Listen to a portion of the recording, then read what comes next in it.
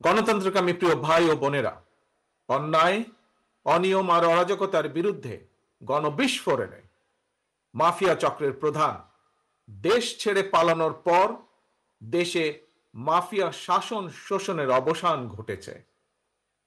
পতিত স্বৈরাচারের পলায়নের মধ্যে দিয়ে একটি গণতান্ত্রিক মানবিক বাংলাদেশ গড়ার পথে প্রধান বাধা হয়তো দূর হয়েছে, তবে বাধা দূর হলেও মাফিয়া চক্রের রেখে যাওয়া 15 বছরের জঞ্জাল কিন্তু এখনো দূর হয়নি। এই জঞ্জালকে দূর করে জনগণের, বাংলাদেশের জনগণের ভোটে জনগণের কাছে জবাবদিহিমূলক একটি গণতান্ত্রিক সরকার প্রতিষ্ঠার লক্ষ্যে অন্তর্বর্তীকালীন বর্তমান সরকার কাজ করছে। তবে মাফিয়া চক্রের প্রধান দেশ ছেড়ে পালালেও মাফিয়া চক্রের বেনিফিশিয়ারি অপশক্তি প্রশাসনের ভেতরে থেকে কিংবা রাজনীতির ছদ্মবরণে অন্তর্বর্তীকালীন সরকারকে চ্যালেঞ্জ ছুড়ে দেওয়ার অপচেষ্টা কিন্তু অব্যাহত রেখেছে। প্রিয় দেশবাসী, ভাই ও বোনেরা, বর্তমান অন্তর্বর্তীকালীন সরকার হাজারো শহীদের রক্তের বিনিময় লক্ষ কোটি জনতার গণ অভ্যুত্থানের ফসল।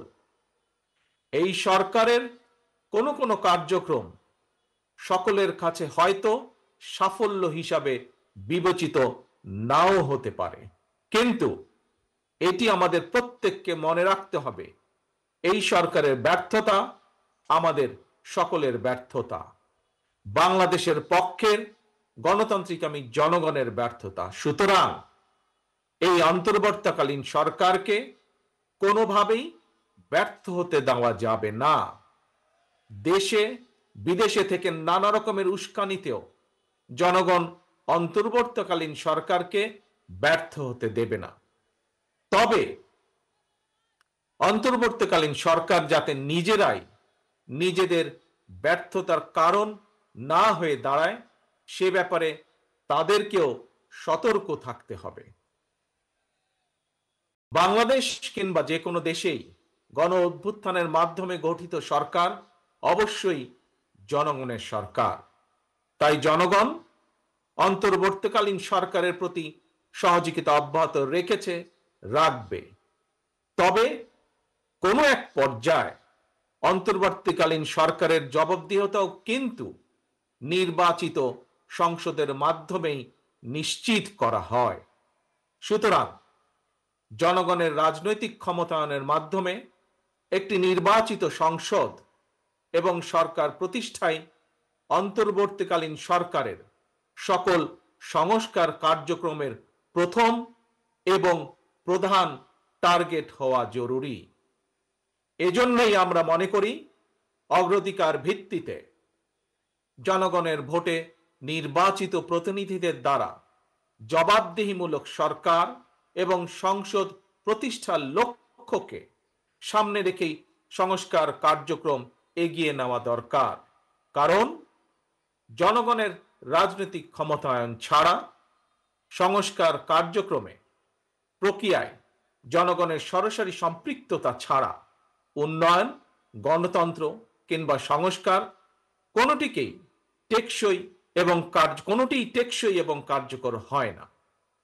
একটি অবাধ, সুষ্ঠু এবং নিরপেক্ষ নির্বাচনের মাধ্যমে প্রতিটি ভোটারের ভোট প্রদানের অধিকার নিশ্চিত করে ভোটারদের কাঙ্ক্ষিত প্রতিনিধি নির্বাচন করার অধিকার প্রতিষ্ঠার মাধ্যমেই জনগণের রাজনৈতিক ক্ষমতায়ন নিশ্চিত করা সম্ভব। এবং সেই লক্ষ্যে বিশেষ করে নির্বাচন কমিশন, জনপ্রশাসনের সংস্কার এবং আইন শৃঙ্খলা বাহিনীকে সক্ষম এবং উপযুক্ত করে তুলতে হবে। অগ্রাধিকার ভিত্তিতে পদক্ষেপ নিতে হবে। অন্তর্বর্তীকালীন সরকার ইতিমধ্যেই বেশ কিছু ক্ষেত্রে সংস্কার কার্যক্রম হাতে নিয়েছে। তবে আমরা মনে করি অন্তর্বর্তীকালীন সরকার এজেন্ডা সেটিং এর ক্ষেত্রে অগ্রাধিকার ভিত্তি নির্ধারণ করতে না পারলে গণ অভ্যুত্থানের সাফল্য ব্যাহত করতে ষড়যন্ত্রকারী নানা চক্র সুযোগ গ্রহণ করতে পারে এবং এরই ভিতর এর কিছু কিছু আলামত আমরা দেখতে পাচ্ছি।